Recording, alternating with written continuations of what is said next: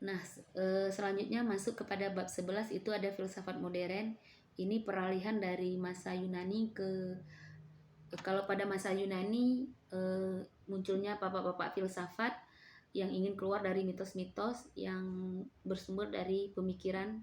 Kemudian pada masa abad pertengahan segala ilmu pengetahuan itu dikuasai oleh gereja.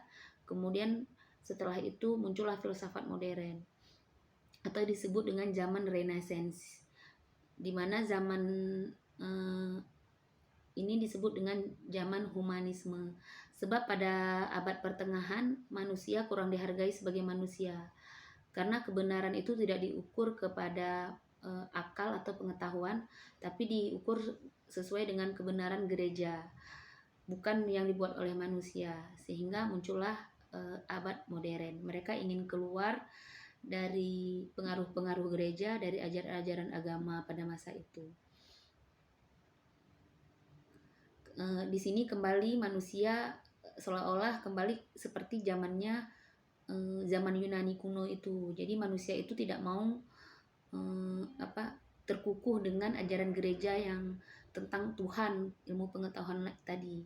Di sini mereka ingin keluar lagi, mengandalkan akalnya atau rasionya dan pengalaman empiris tadi, seperti yang dilakukan oleh para filsuf pada masa zaman Yunani kuno. Nah, di zaman modern merupakan zaman tegaknya corak pemikiran filsafat yang berorientasi pada antroposentrisme, sebab manusia menjadi pusat perhatian.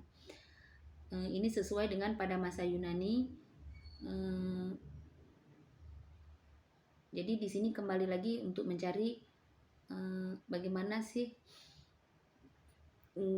manusia itu menggunakan rasio dan akalnya untuk menentukan peradabannya. Yang pertama itu pada perkembangan filsafat abad modern itu ada pada abad ke-16 di Eropa memasuki abad sangat yang menentukan dalam dunia perkembangan filsafat. Sejak Descartes, Spinoza, dan Leibniz mencoba untuk menyusun suatu sistem filsafat dengan dunia yang berpikir dalam pusatnya, yaitu suatu sistem berpikir rasional. Nah, rasionalisme ini tadi seperti yang ada jadi pada masa modern ini mereka ingin kembali lagi seperti berpikirnya orang filsafat Yunani kuno, zaman Yunani keemasan itu, di mana manusia itu menggunakan akal berpikirnya, mencari sesuatu yang ada, kemudian dijadikan untuk kebutuhan manusia. Makanya coba kalian lihat di setelah abad 16 di barat itu muncul, kemudian adanya revolusi Perancis, kemudian mereka menciptakan mesin-mesin, menciptakan lampu-lampu, menciptakan segala sesuatu, sampai pada saat ini mereka menciptakan teknologi-teknologi yang semakin hari semakin terus berkembang. Tidak ada teknologinya yang muncul. Dari dulu yang zamannya dahulu orang menggunakan komputer, mesin ketik, sekarang orang sudah menggunakan laptop, sekarang orang dan lain sebagainya. Nah, inilah yang terjadi di zaman sekarang. Jadi kenapa penting kalian mempelajari ini? Ini babnya sudah habis ya.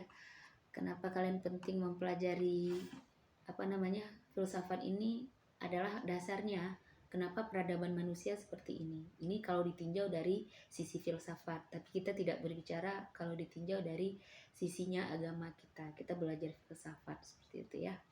Jadi manusia itulah menggali apa yang sesuatu yang ada, kemudian dicari hakikatnya, kemudian dicari nilainya.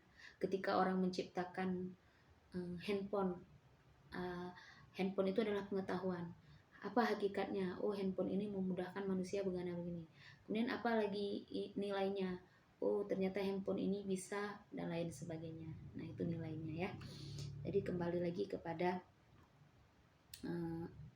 apa yang dibuat oleh bangsa Yunani atau masa keemasan filsafat Yunani kuno.